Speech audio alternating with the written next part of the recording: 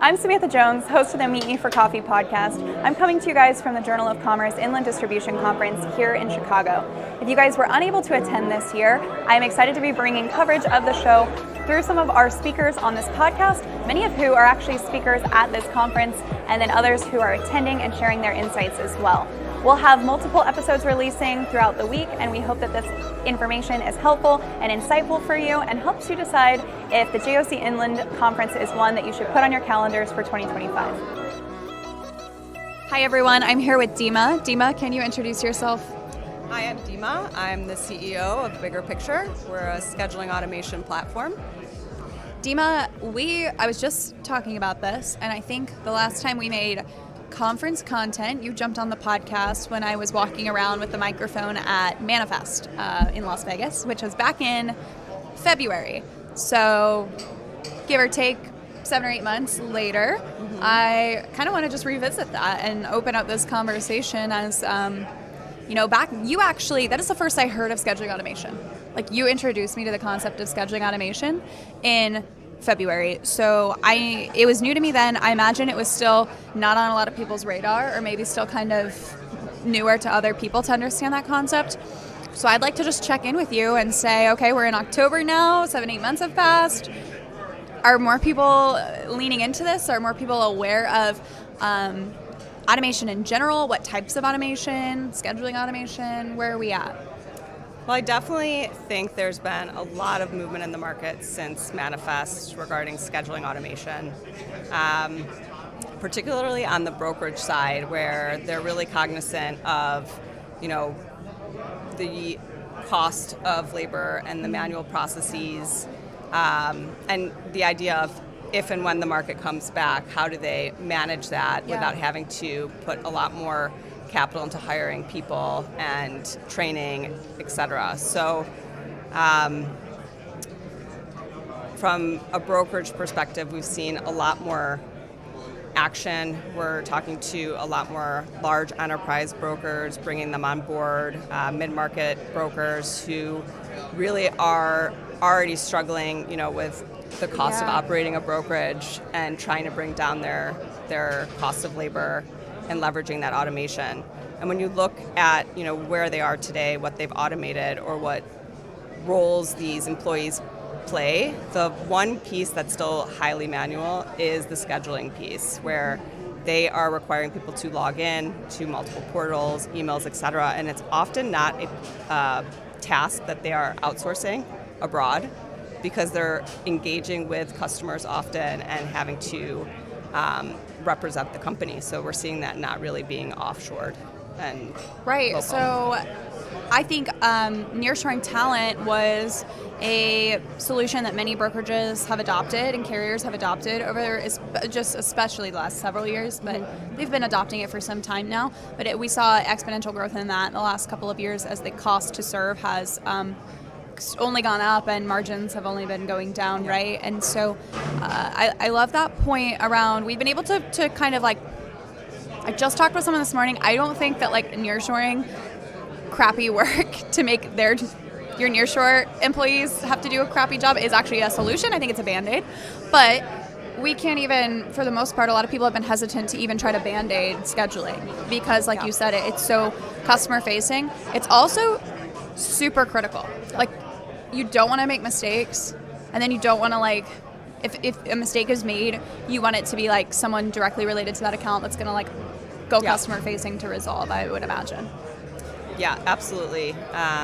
There is definitely a cost to scheduling, and when it's not done right, it can make or break your load, whether or not you make money or not.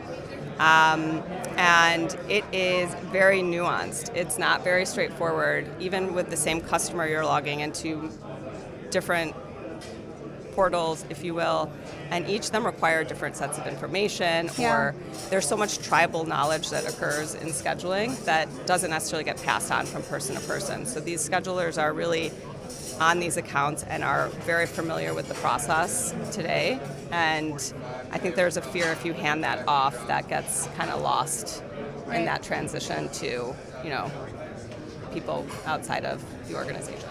Right. So is there an opportunity in this space for AI? Because we talk about AI a lot as, I think people's biggest fear with AI in logistics is that AI does not deal well with what we call like edge cases, right, Sure. in AI. But then I've heard people, and I would tend to agree, that like probably 90% of our shipments are in some way like an edge case. Like they are not, Yep. it takes some type of like critical thinking and tribal knowledge of some sort, or the variables are moving, that needs to shift the outcome. So I don't understand how something as complex, I guess, as scheduling automation can like include an AI variable. So could you help me understand like where that fits in? Yeah, so we actually do look at AI as a value add in this space because we're learning by the actions of the schedulers, but also taking into account other variables that are occurring in the market, whether it is like end of month, end of quarter, and we have a big influx, or if it is a shipment that is midweek versus a Friday that has to be a long haul over the weekend. There's so many pieces that kind of go in that aren't just like a static rule that applies to every load. So even the same lane can vary day to day depending on those situations. So we look at, those factors when we're scheduling, understanding what's going on within the market outside of that shipment, as well as, the person who is initiating the request, what they've probably put into account, and then we continue to learn from those scenarios to get smarter and better with scheduling. So is AI just completely doing the scheduling and like running it fully automated, or is it like we've heard where AI can empower the person or like propose best cases, I guess it is? So we right now look at AI as a way to drive context to what's happening in that shipment. Yeah. So understanding again like what's happening in the market, being able to provide recommendations for the most optimal appointment with the highest success rate. As we continue to manage more shipments for our customers, we can get to a point of 99% accuracy. I don't know, somewhere much higher than that number. Cut that out. So let me go back to the AI piece. As we look at AI right now, we use it as a way to provide better context to schedulers to secure more optimal appointments. But as we continue to manage more shipments and more volume, we can get to a higher success rate and allow for automation to take place. But with the nuances that we see today, until we're moving enough of that density to really allow the system to kind of take its course, and then when there are exceptions, we actually bring that context back to that scheduler. So if we're only scheduling or giving those reps specific orders that require kind of the human intervention, the solution provides more information on what's happening where they can jump in and solve for that much faster. Yeah, and I'm assuming that's part of what allows these companies to, I guess, do more with less, right? Less people manage the appointment process. Have you guys been able to kind of like map or measure that? Like generally what type of reduction in like time spent or manual labor do you see when you're implementing like automation and scheduling? So we see that we can get to a 70% reduction in time spent scheduling. So giving that back to a rep. And oftentimes reps aren't just strictly scheduling, right? They're doing other operational tasks, whether they're reaching out to customers, trying to grow accounts, quoting. Being able to give them that time back really allows them to focus on the more critical parts of their job. Yeah. And the 30% remaining is really more focusing on the exception of what do I do? There's not an appointment available, or we're going to miss the due date. We need to get in touch with the customer and have this approved, et cetera. So really just manage really by exception. And you're probably even ultimately making better decisions on those 30%, because I know like from experience in brokerage operations, when your day is crazy and you have all this going on and then an exception comes up, sometimes it's real easy to be like, what's the quickest solution? What's the fix? I'll eat the cost or this. But when only 30% of your day is dealing with something with scheduling or finding a solution, and you have like I guess, AI saying here's like yeah, the best what cases? we do right now is we present what's available, right? Yeah. Like, okay, we didn't meet the window that you asked us to meet in terms of I'm targeting between these times or I have this due date. But we do provide saying, okay, these are the alternative options. Right. And that's what I mean by context, right? It's not just we failed or there was an error, we couldn't get you the appointment you needed. It's here are your next best options, and then you can go to your customer with that information readily available rather than having to go dig for it and come up with a solution to present. Yeah. Well, I have like obviously a passion for doing things in an efficient way and always looking for like finding new efficiencies and a soft spot for the brokerage space. But do you guys only work with brokers, or who else is interested in scheduling automation? Yeah, well, it could work for any carrier. It doesn't have to be brokerage. We just find that brokers are often the ones having to schedule appointments, and then they tender it out to the asset-based carriers.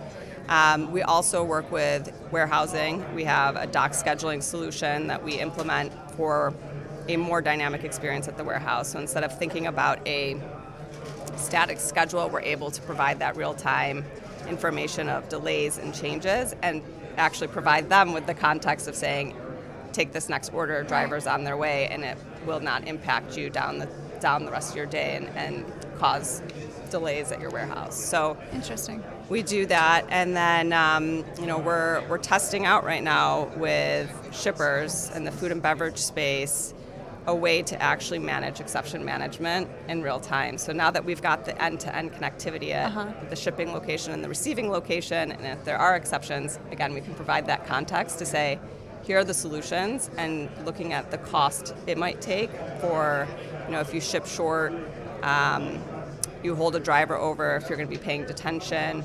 If you miss the appointment altogether, what's the fee associated with that? So okay. So this is getting into like the retail chargebacks and compliance space for retail vendors. Yep. Interesting. Yeah. So maybe trying to evaluate like what's worse, the retail fee or the layover we're going to pay a driver or the because detention. it's not just one directional, right? It's not just the OTIF fee, it's the carrier impact, right? That carrier that you're going to hold up, scheduled to go take that next appointment or that next shipment for somebody completely different than you, right? They're going to deliver and they're going to pick up a load for somebody else. So we see scheduling kind of as that critical point in scheduling execution and success of a shipment. Right. So being able to, one, secure optimal appointments helps the warehouse be more efficient, helps the carrier be more efficient.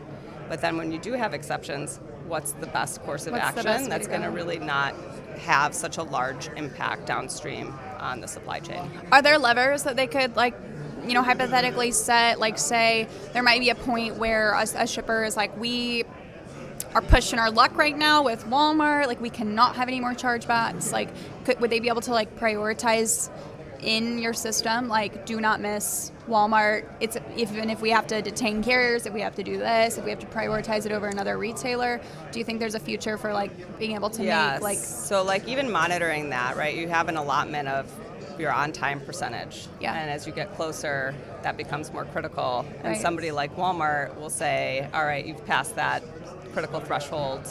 We may not even work with you, right? So there is a view of being able to monitor that and see how you're trending for that period of time, and does that impact the decision you're going to make? Maybe you're willing to spend more to make that happen versus other times you're like, it's fine, we'll just eat the lower cost and move on. Well, very cool. I for the sake of time, I won't ask more questions, but I think that what's really neat about this type of automation is that, like you said, scheduling, to me, it involves everyone, the carrier, the broker, and then that warehouse, that shipper, whoever's involved. And historically, we've been really segmented, like with our visibility and communication, even at the warehouse. Like you have your warehouse team versus the transportation team, and then the providers not talking to the warehouse team. And I remember one of my first podcast episodes actually was with Herb Hall. He's at Procter & Gamble, and he's like over their distribution and their warehousing facilities. And we talked about that. We talked about like the disconnect between like the transportation teams and the distribution teams, and how you have to like work intentionally to like bring them together to understand what's going on a daily, weekly basis, what's important.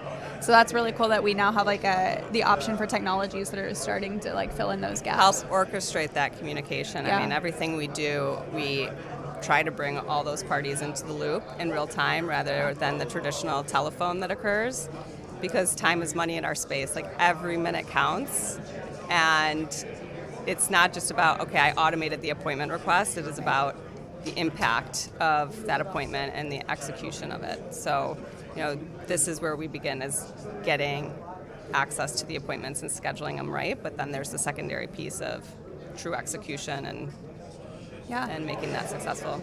Well, Deema, if anyone is listening and interested in learning more, connecting with you, how can they find you or reach out? Yeah, you can reach me on LinkedIn or send me an email, deema@biggerpicture.co. And open to, if you have any questions about what we're working on and wanting to learn more, please reach out. And then I have one last question for you. Is this your first time attending the JOC Inland Distribution Conference? It is my first time, and actually this morning's session was pretty interesting, looking at, the economic outlook and thinking about, the recent announcements of the port strike. So I think it's going to be an interesting few weeks in seeing how that unfolds and what impacts that's going to have on the trucking industry in particular. Well, I love this conference. I'm glad that you attended this year and were able to come on the show. So thank you for making this a part of your week. Yeah, thank you for including me. Curtis, can you please introduce yourself and tell us a little bit more about who you are and what you do? Gladly. How are you doing? I'm doing well. Good. Thank you. Good. Curtis Garrett, longtime LTL creeper, stumbled and fell backwards into the industry 17 years ago now, started on a dock, so I'm a past forklift driver and a future forklift driver. That's my retirement plan. Come full circle and get back on the dock. So, I've kind of seen the industry from a lot of different perspectives. Spent 8 years at Old Dominion, doing several different things there.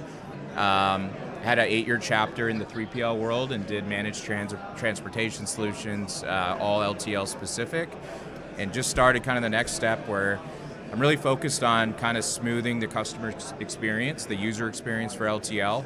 We're all users of it, right, from different angles. If you see LTL as a platform in itself, we're all users in some perspective. So just smoothing rough transitions when it comes to pricing, rating discrepancies. There's a lot of opportunity with, email managed processes still between carriers, shippers, brokers. So just trying to attack all those rough edges where it makes sense. And that's me in a nutshell. Awesome, thank you. Well, you just wrapped up a discussion where you were you moderating the panel, right? Yes. Yes, you moderated a panel around LTL technology, I think, or? Yeah, it was part of the technology stream here. Okay. We hit a lot of categories, some hardware stuff, talked about dimensioners. We had a really cool shipper on the panel so she recently implemented a new 3PL, a new TMS, and dimensioners in her warehouses. So she is doing all the right things. She might be my new favorite shipper at this point. Awesome. Yeah. So what were some of the highlights or the topics of that for anyone who's going to hear this that wasn't able to attend? What do you feel like are some of your, looking back at that session, what are the key takeaways that people might have wanted to jot down? Yeah, there's a couple big ideas there, and really Laura, our shipper friend on the panel, did a great job just talking through the narrative of not only, the upside of like, oh, I have these bright, shiny results, but more what was the thinking going into it. So she hit on clarity and control. And she, COVID wasn't that long ago. Right. It was a period of just a lot of volatility. Not a lot of shippers in particular felt like they had a lot of control. So she wanted to find better systems that not only would make her more efficient, more attractive to her carrier partners as a shipper of choice, but she wanted to be on her terms, right? Which is how it should be. She had her parameters, she had her processes that she wanted the technology to then kind of wrap its arms around and build around. So that was a big topic. Change management, which, these buzzwords, shipper of choice, change management, I think we need to find better words, but those are big words. If you break them down, first you need to inspire change at your company. Then you need to go out and find it, and you find the right solution. Then you need to prove it out, you need to validate it, and basically build trust, right? So it's all about identifying, okay, being aware I need something better than what I have. I'm going to go find it. I'm going to, bring my team, my superiors, my direct reports. Got to kind of get everyone on the same path. And then once you get those two hurdles done, then it's, okay, we set this thing up, we stand it up, we start pushing our processes through it, our data through it, and then you really see the benefit of it. So there is a bit of a trust and kind of a risk factor where you have to sign a contract, before you get to try it out really. You might see a demo or two. But it's scary, right? And she had the strength and foresight to say, so I'm Canadian, right? So I said, it sounds like you were going to where the puck is going, not where it is now. It's a big Wayne Gretzky quote. You can't be skating where the puck is at. You got to skate to where it's going. And she recognized that just better hardware that's capturing real-time data and mirroring reality basically in the warehouse, is what is the way of the future. And it can't be all this gray area of like, I promise this, I'll do that, I won't do that. It's got to be based on cold, hard facts that, think of a dimension or a scale, they're like giant sensors of sorts, right? They're just pulling in the attributes of that freight that they're scanning. And that's just the way of the future, plain and simple. Awesome. I started in LTL, as I know you know. Yeah. We've had conversations like this before. Yep. And I know when I first joined the industry, we were one of the only carriers at the time that I worked for requiring dimensions at all to even know like what's the size of the shipment that you are moving. 100%, and so yep. the rate at which the industry has now decided to say, these are our demands, these are what we expect in order for you to have the best customer experience, is really evolved. And so now shippers, I would imagine, have had to evolve as well to say, I understand, my warehouse team that we didn't do this 2 years ago, and that's probably why all this change management buzzword is being brought up in these discussions, right? Because it is the standards are being raised now, and as technology advances, our capabilities are to improve are expanding. Yeah. But you have to change and expand your processes to be able to take advantage of those. Otherwise, to your point, you're going to suffer probably the consequences of paying more, worse operational efficiencies, and whatever that might be. I agree. And set your expectations correctly. Like, by definition, something called change management should never be finished, right? Change. You're always changing and evolving. So that's okay. Have that be the expectation. You got to show progress. You got to show you're getting better, on multiple angles. But there is no done necessarily, when you're running a large, complex, multi-location shipping operation. So LTL is complicated. I'm sure somebody feels that way. And I know that a lot of the work you do at Understand LTL is helping people better understand the industry they're operating in. I think what I observed a lot in my time in enterprise sales is, especially in organizations where LTL is like a smaller percentage of their transportation than, say, full truckload, international, drayage, rail. But it almost has the ability, if you don't approach it correctly, to consume the most time. And so then it just becomes this frustration where it's like, it's not enough of my supply chain to be this frustrated by it. Yep. So if anyone hearing this could relate to that, what's the best way to connect with you so they can talk through that? Yeah, I'm pretty easy to find, thankfully. But what you said sparked an idea, like the Pareto principle, right? 80-20. Yeah. That's, if you look at an average shipper where 80% of their spend is truckload, but 20 is LTL, probably 80% or more of their issues are going to be on the LTL side. So we all need to work together to like flip that around. Yeah. I can be found on LinkedIn, Curtis Garrett. Also, understandltl.com, ratehero.io. That's my newest company. Shoot me an email, send me a note. Always happy to talk LTL. Awesome. I warn you, though, you will have to shut me up. So. Well, I have one last question for you. Sure. Is this your first time attending the JOC Inland Distribution Conference? No, this is my third time. I really enjoy it. It's a nice mix of, to me, it almost feels There's another big growing conference that happens in Vegas every year now. Kind of feels the same, just a little more strategic, shrunk down. But I like how, like, at the end of the day, you, me, everybody's here because of these shippers that are, buying or building products and getting them to their customers. So really heavily populated here with smart, strategic shippers that are just looking to up their game. And it's always enjoyable to talk to people like that. I agree. Well, thank you so much for making this podcast a part of your time here at the event. Happy to do it. Good to see you. Good afternoon, everyone. I'm here with John. John, would you mind introducing yourself?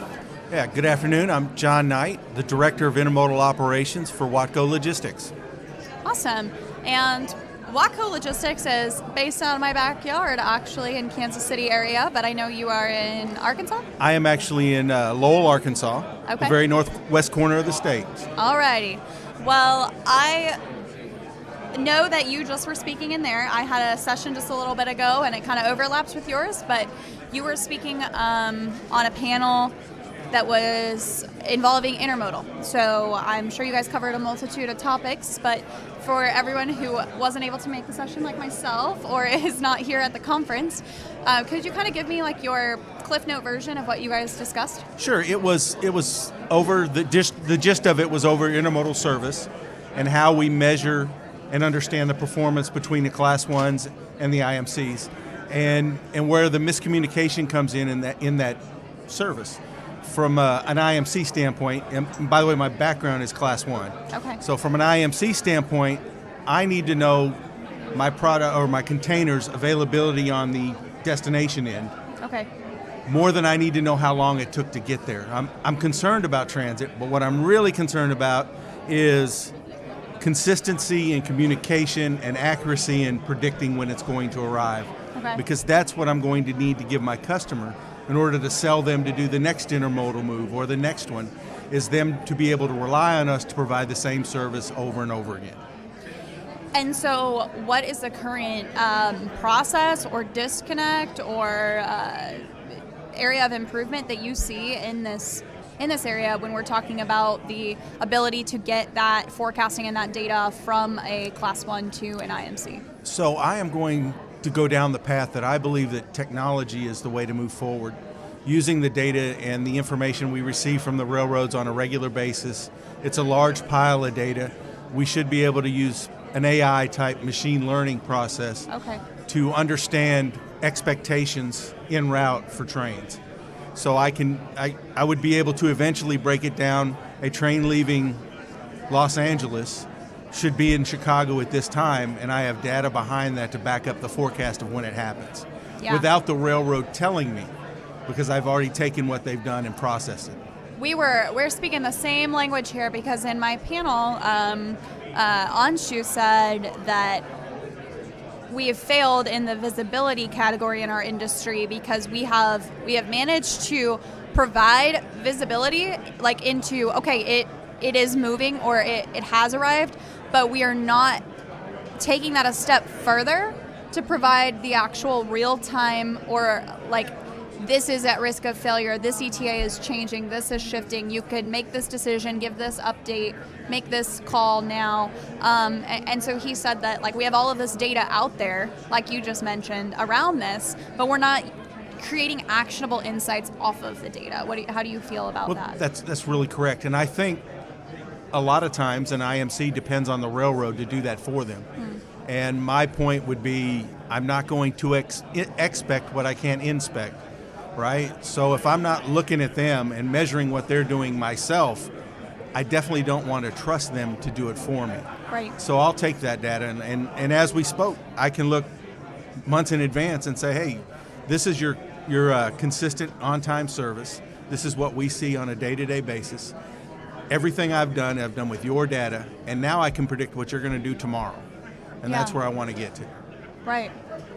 Very cool. Well, it seems like what we kind of concluded on our panel was that we have arrived at the point of like visibility is no longer a luxury. It is a base expectation. Like we all have access to get information on where something is. But we have this like wide open horizon for improvement in this area of what do we do now with the Yeah. data that we've been able to collect.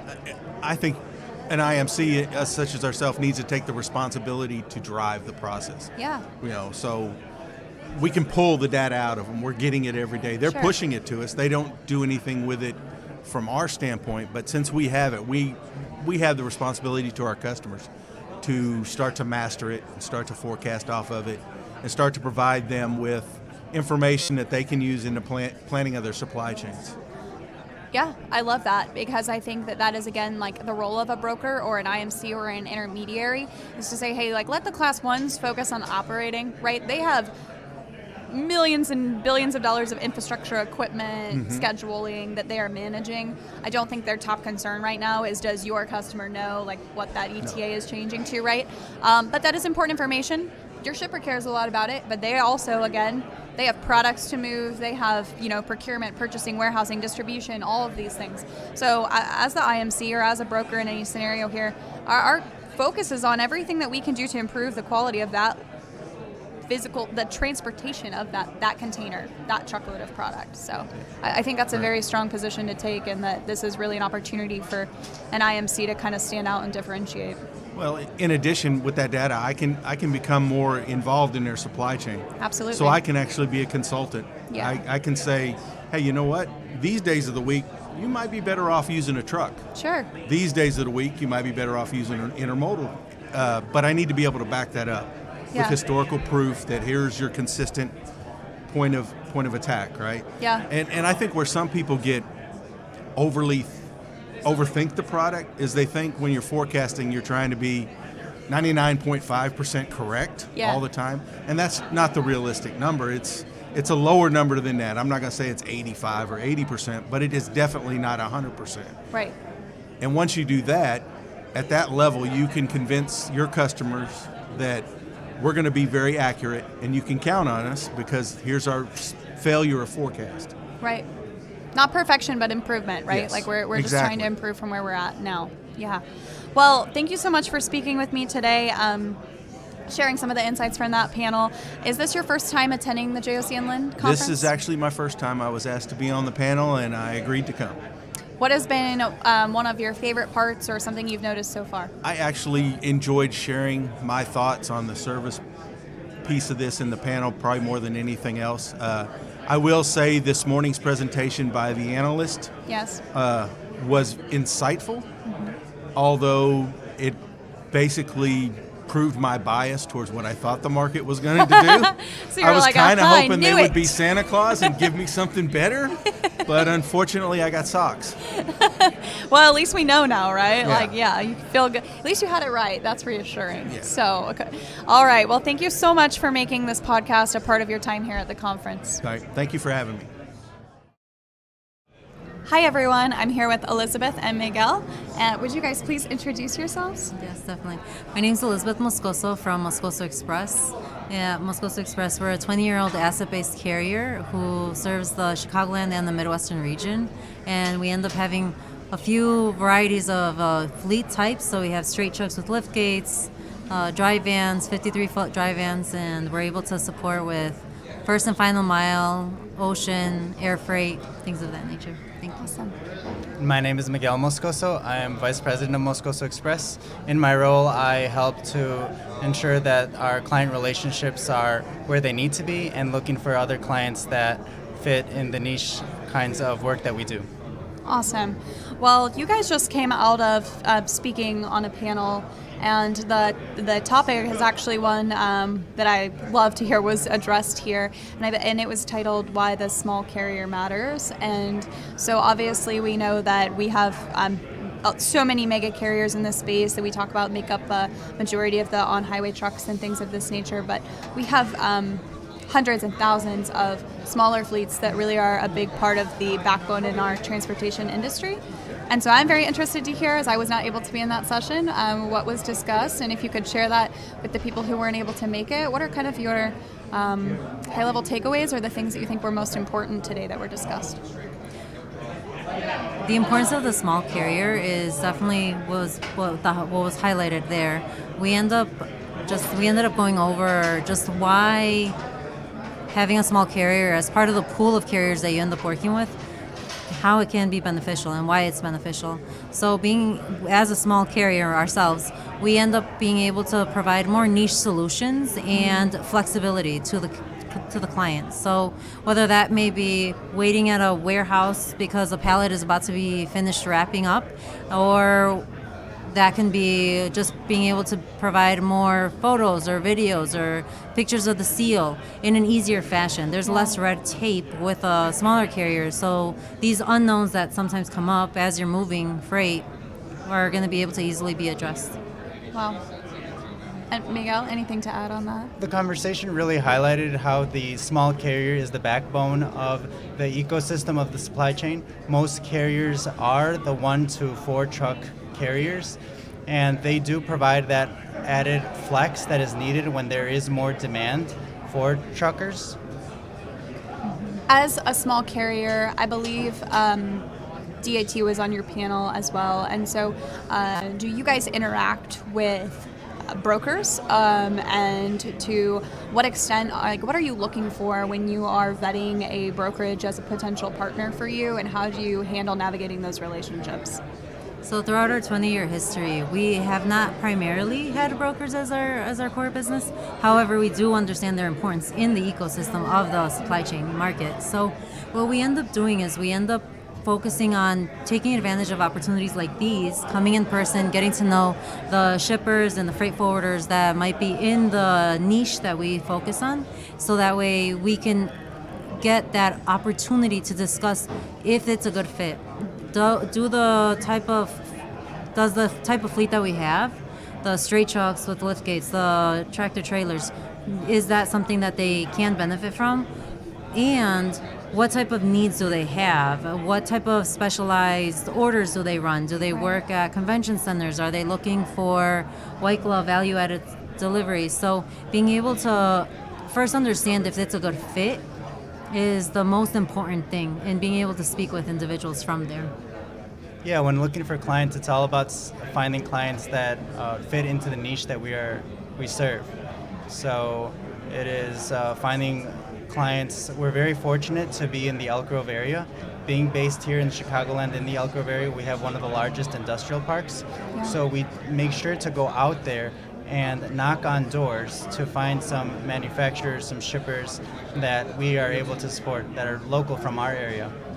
I know plenty of small carriers, even in like the 10 to 50 truck range, who feel like they're too small to be talking to shippers directly, and they feel very reliant on broker relationships. And I fully believe in a lot of the value that a strong broker-carrier relationship can bring, but I also understand that it should be desirable for a lot of carriers to want to connect directly with their clients, their shipper clients. So what would be your advice to carriers as they are looking to navigate, trying to go up to a dock door or walk into these buildings, and how can they present themselves, and what are they asking for? What are they looking to do when they're walking into those situations? Yeah, I think that the small carrier shouldn't undermine himself in that regard. I think that he has a lot to bring to the table. Once he is given a seat at the table, he has to lay out all the expectations that are to be met from his regard as well as from the shipper's regard. So as long as everything is put out on the table in terms of the expectations that should be met on both sides, I think that there is no reason why the shipper shouldn't be able to, in the right capacity, use the small carrier for some of their more detailed loads, so opportunities when they need to flex up and have a different option other than some of the larger LTL carriers. I have one last question for you both. How important do you feel that it is for a carrier to have a niche focus, like to be really good at one thing or a couple of things, as opposed to saying, I have 30 trucks, we do any type of freight, anywhere? What are some of the call-outs that you would make? I would definitely say that it is of vital importance. The only way that you're going to be able to know who your client is and who to reach out to is by knowing yourself as a company. So first and foremost, understand your finances, because of course part of that discussion is going to be how much can you run it for? What is the price for the lane? So understand what impacts your bottom line, and then understand where you do best. So with the type of units and the type of equipment that Moscoso Express has, we are good at first and final mile.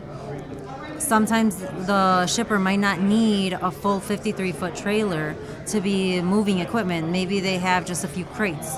That's where the straight truck with a lift gate to be able to pick it up from a hospital might be a value add.